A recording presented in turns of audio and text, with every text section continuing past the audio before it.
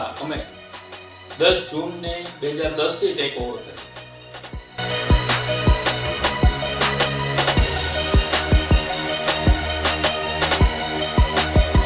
શરૂઆતમાં 33 વિદ્યાર્થીઓથી આ સંસ્થાની શુભ શરૂઆત થઈ હતી.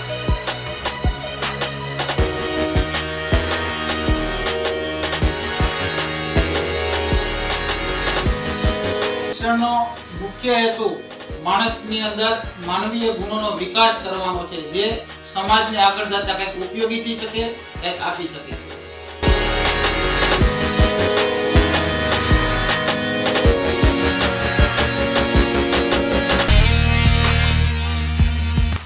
જ્ઞાન એ મગજમાં ભરવા માટે નથી, પરંતુ તે આપણી વિચારધારાઓને પ્રકાશિત કરે છે.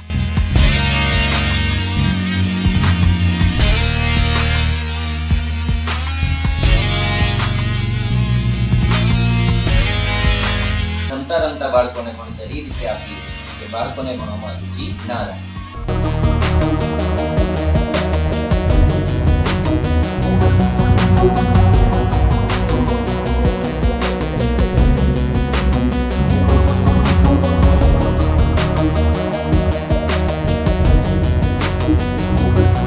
Education is simply the soul of society as it passes one generation to another.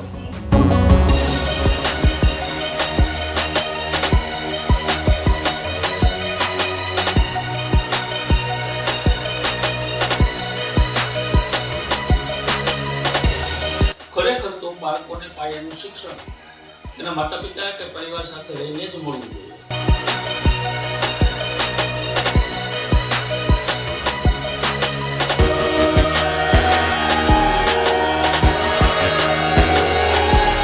બાળકને સહેલાઈથી શીખવવા અને યાદ રાખવા માટે તે પ્રેક્ટિકલી પોતે જ ઇન્વોલ્વ થઈને શીખે, જાતે જ અનુભવે, તે ખૂબ જરૂરી છે.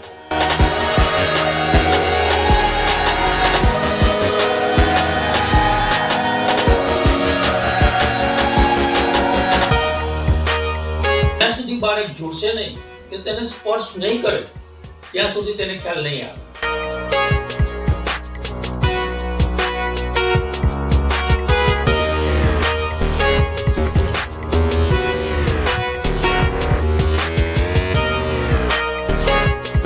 સફળતાનો કોઈ મંત્ર નથી, એ તો માત્ર કઠોર પરિશ્રમનું જ ફળ છે.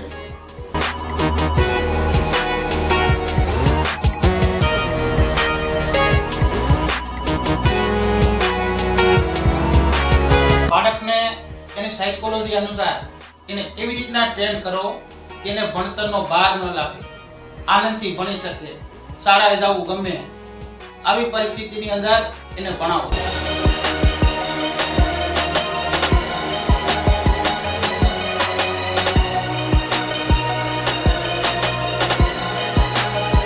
બાળકોને વર્તમાન સમય જોઈને આપણે તૈયાર નથી કરવા, પણ ભવિષ્યના સમય અને ટેકનોલોજીને અનુરૂપ આપણે એને અત્યારથી જ સજ્જ કરવા પડશે.